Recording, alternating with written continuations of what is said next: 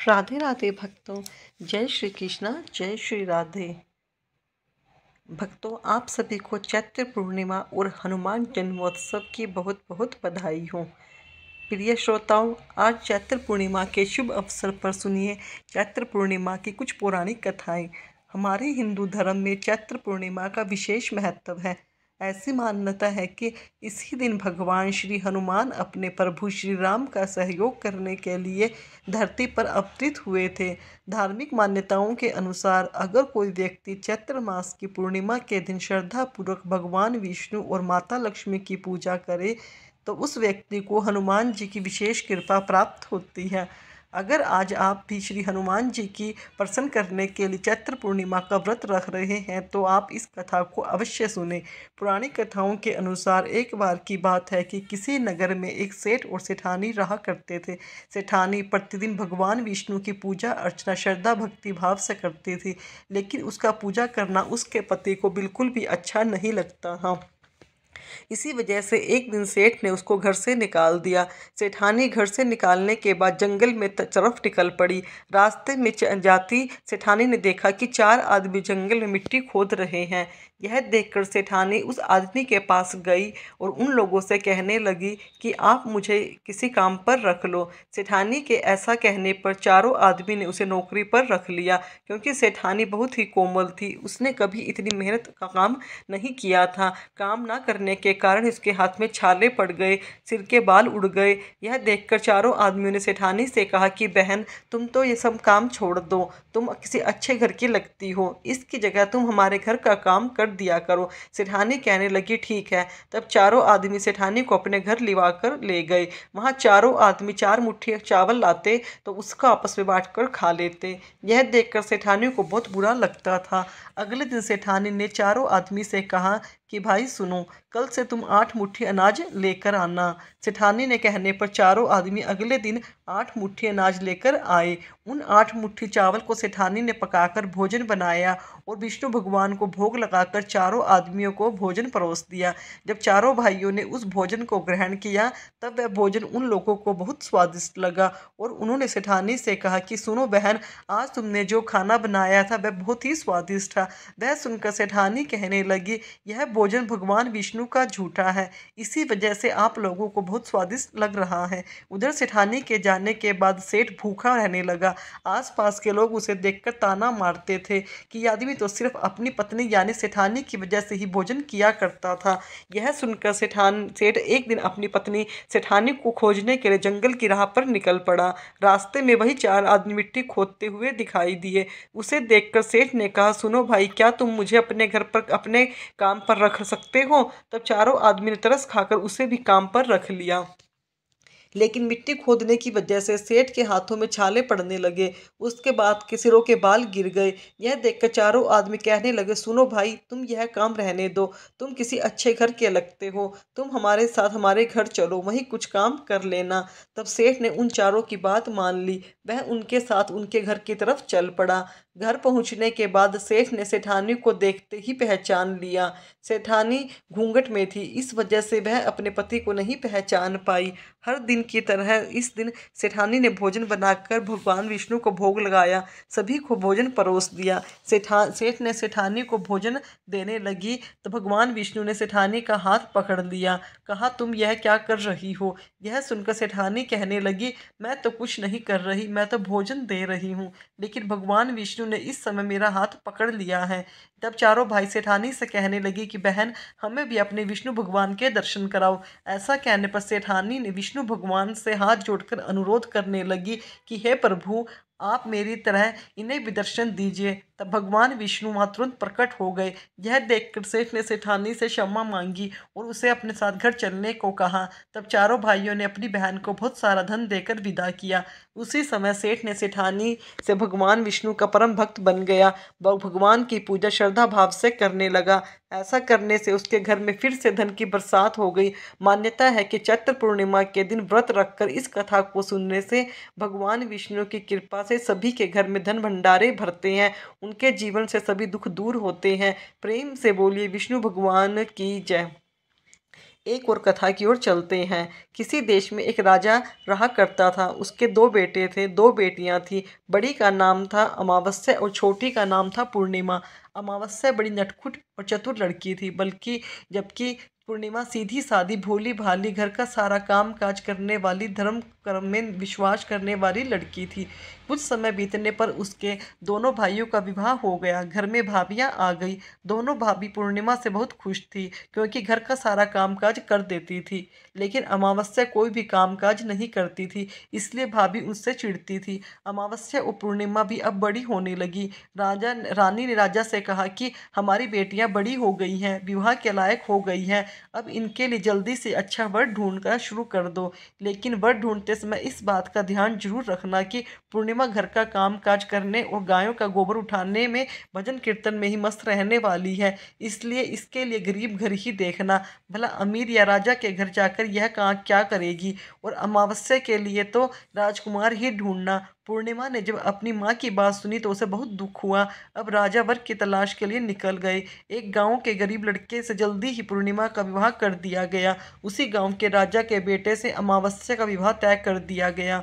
इसके बाद राजा वापस अपने राजमहल में लौट आए। विवाह की तैयारियां शुरू कर दी। जल्दी ही विवाह का समय भी निकट आ गया। फिर देखते ही देखते उन दोनों के दिनों में उन दोनों का विवाह करके धूमधाम से दोनों लड़कियों को विदा भी कर दिया।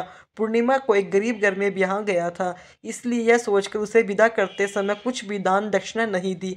यह सोचकर कि आखिरकार उसे वहां जाकर किस बात का दिखावा करना है। उधर अमावस्या एक गरीब घर में, अमीर घर में ब्याई गई, जिससे उसको बहुत सारा धन दिया गया ताकि राजमहल में उसकी बड़ाई हो। अब दोनों बहनें अपनी अपनी ससुराल चली गई। कुछ समय बीतने के बाद दोनों को ही संतान की प्राप्ति हुई।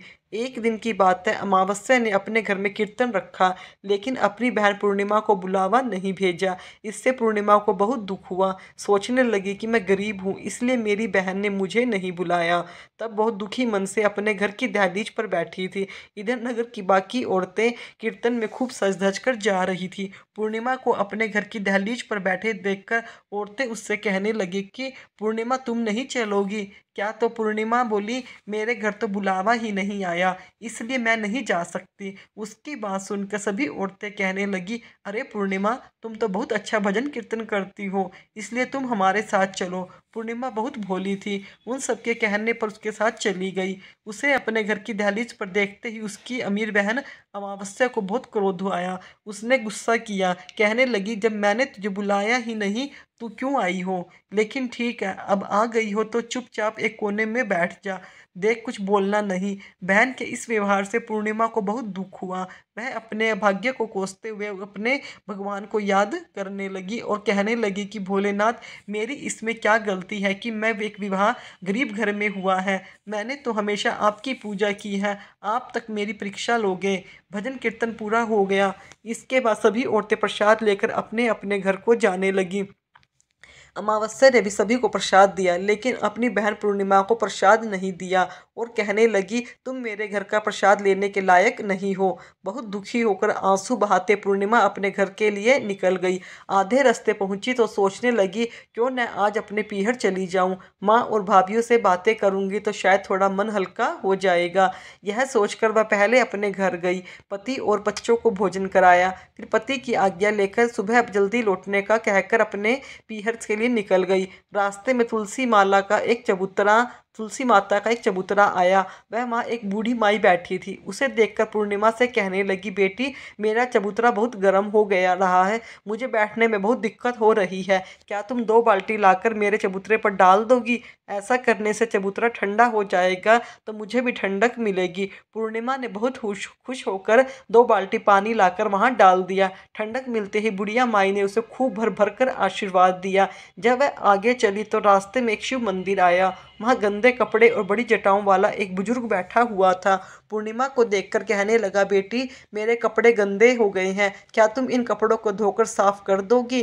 पूर्णिमा ने खुशी खुशी वह सारा काम भी कर दिया और बूढ़े बाबा से प्रसन्न होकर उसे खूब सारा आशीर्वाद दिया। पूर्णिमा बहुत पूजा पाठ तो किया करती थी। भगवान शिव के मंदिर को देखकर वह मंदिर के अंदर गई और भोलेनाथ के दर्शन कर फिर आगे चल पड़ी। तो रास्ते में काली माता का मंदिर आया। उस मंदिर के बाहर सीढ़ियों पर एक बूढ़ी बैठी हुई थी। पूर्णिमा को देखकर कहने लगी, बेटी मेरा बदन बहुत दर्द कर रहा है, तुम दबा दोगी?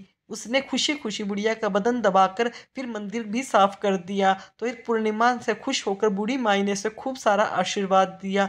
अब पूर्णिमा अपने पीहर जाने के लिए आगे बढ़ी। थोड़ा आगे चली कि एक नदी पड़ी जिसके आसपास कूड़े के ढेर लगे हुए थे।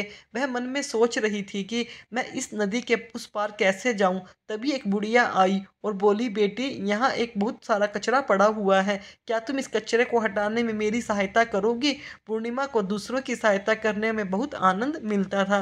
पूर्णिमा ने उस बुढ़िया की कचरा साफ करने में मदद की। दोनों ने मिलकर कचरा साफ कर दिया।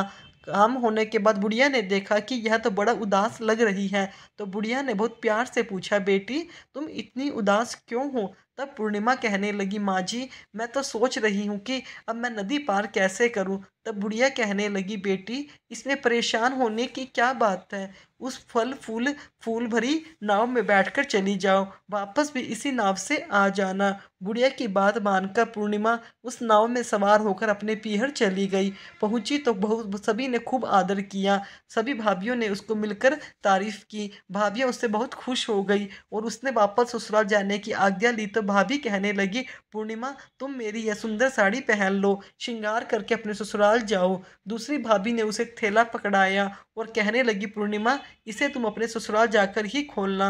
वह थैला लेकर खूब सज धज कर अपने ससुराल के लिए निकल गई। वापस गई तो नदी पड़ी उसी फूलों की नाव में। उसने वह नदी पार कर ली।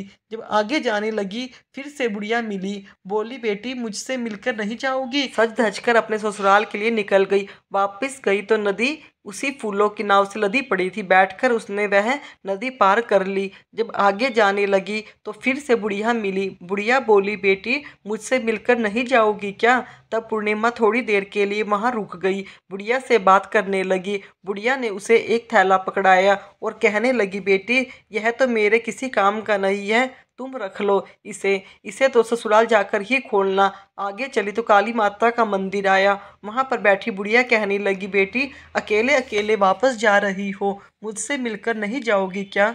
तब उसने बुढ़िया के पैर छू के लिए प्रणाम किया। बुढ़िया ने उसे खूब सारा आशीर्वाद दिया और उसने भी एक थैला पकड़ा दिया। साथ ही कहा, बेटा इसे घर जाकर खोलना। थोड़ा आगे गई तो फिर से बुढ़िया को वही शिव मंदिर आया। वहाँ पर बैठे बूढ़े बाबा ने भी उसे खूब सारा आशीर्वाद देकर एक थैला पकड़ा दिया। इस प्रकार अपने हाथ में बहुत सारे थैले लेकर जब आगे बढ़ी तो तुलसी माता के चबूतरे पर वही बूढ़ी बैठी हुई मिली। बूढ़ी माई ने देखा तो कहने लगी कि इस तरह चुप चुप निकल रही हो, मुझसे मिलकर नहीं जाओगी क्या? पूर्णिमा बोली, नहीं माँ, नहीं ऐसा नहीं है, मैं आपसे मिलकर ही जाऊंगी। उसने बूढ़ी माई के पैर छुए, पैर दबाए और उनका भी भर भर कर आशीर्वाद लिया। फिर उसने भी एक थैला दे दिया और कहा कि घर जाकर खोलना। पहले सब उसने भाभी का दिया हुआ थैला खोला। देखा तो उसमें बच्चों के लिए, पति के लिए नए नए कपड़े थे। घर खर्च के लिए कुछ रुपये भी रखे थे, जिसे देखकर उसके ससुराल के लोग बहुत खुश हुए। दूसरा थैला खोला जिसे गंगा माता ने दिया था, उसमें सोना चांदी भरा हुआ था। देखकर बहुत खुश हुए, गंगा माता को धन्यवाद किया। तीसरा थैला जो काली माता ने उसे दिया था, जब उसे खोलकर देखा उसमें गहने आभूषण थे, सबके सब सोने चांदी के बने हुए थे। मिलकर काली माता का धन्यवाद किया। चौथा थैला भोले बाबा का था, जिसमें ढेर सारी धन संपत्ति भर भर कर रखी हुई थी, खूब सारा था। और पूर्णिमा के पास किसी चीज़ की कोई कमी नहीं रही। वह भी अपनी बहन अमावस्या की तरह खूब धनवान हो गई, बहुत सुखी हो गई। पांचवा थैला खोला तो उसमें तुलसी माता का दिया हुआ बहुत सारा आशीर्वाद, गहने और सुख भरा हुआ था। यह सब पाकर उसने तुलसी माता को बहुत धन्यवाद किया और वह अब गरीब नहीं रही। पूर्णिमा ने भी अब जल्दी ही अपने घर में कीर्तन रखवाने की सोची। उसने भी नगर की महिलाओं को कीर्तन के लिए बुलावा भेजा।